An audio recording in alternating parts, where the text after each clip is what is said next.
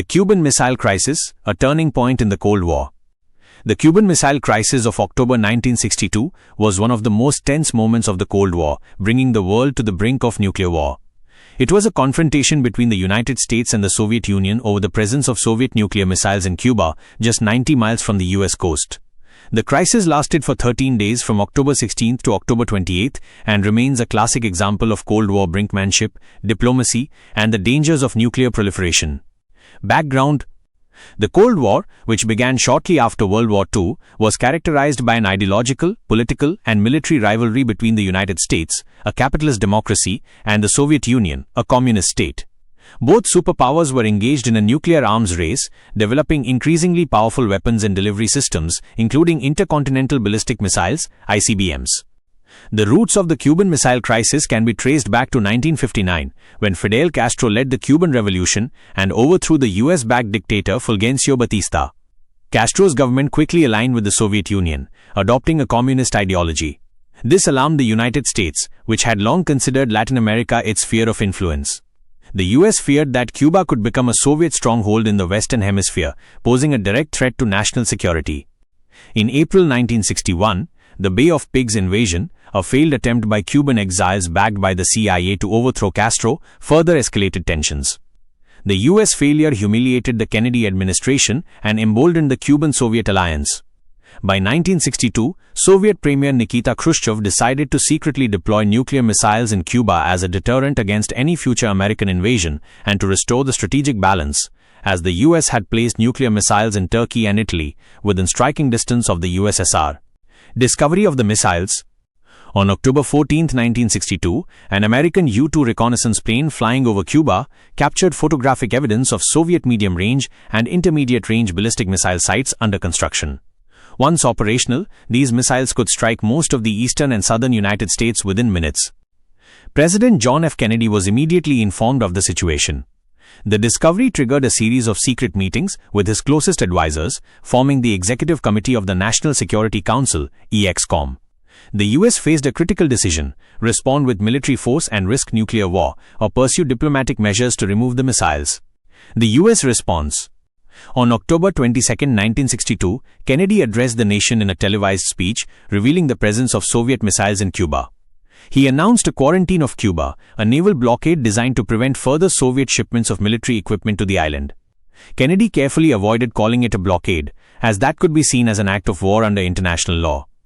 Kennedy demanded the removal of the missiles already in Cuba and warned that any attack from Cuba would trigger a full US response against the Soviet Union.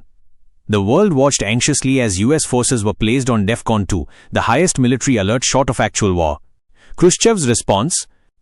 Initially, Khrushchev responded with defiance, insisting that the missile installations were defensive in nature and accusing the US of aggressive behavior, especially citing the presence of US missiles in Turkey.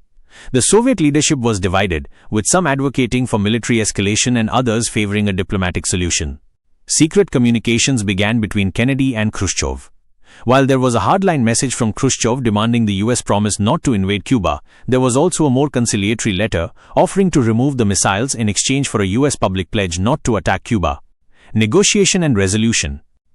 The crisis reached its peak between October 24 and October 28, 1962. During this period, the US Navy intercepted Soviet ships approaching the quarantine line. Tensions were extremely high, with both sides preparing for a possible military engagement. Behind the scenes, back-channel negotiations helped resolve the crisis. Ultimately, a compromise was reached. 1. The Soviet Union would dismantle and remove its missiles from Cuba under UN inspection. 2. The United States would publicly pledge not to invade Cuba. 3. Secretly, the US also agreed to remove Jupiter missiles from Turkey and Italy at a later date, though this part of the agreement was not immediately publicized. On October 28, Khrushchev announced the withdrawal of the missiles, effectively ending the immediate crisis. Consequences of the crisis.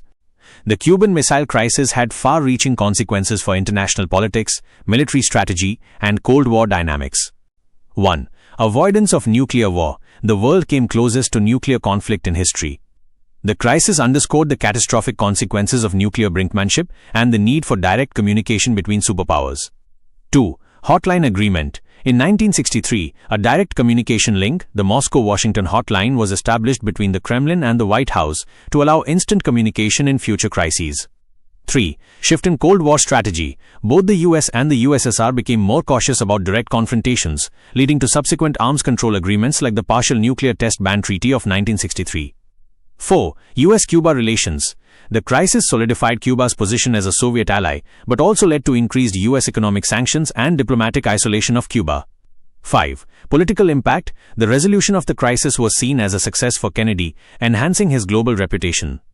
Khrushchev, however, faced criticism at home for appearing to back down, contributing to his eventual ouster in 1964.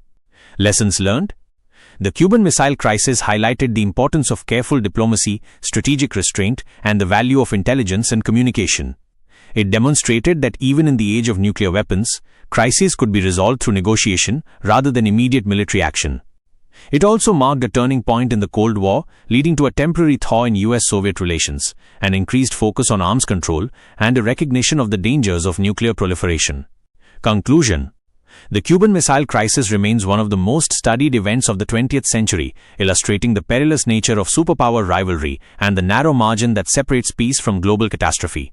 The crisis not only tested the leadership of John F. Kennedy and Nikita Khrushchev, but also reshaped international diplomacy, military strategy, and the global approach to nuclear weapons.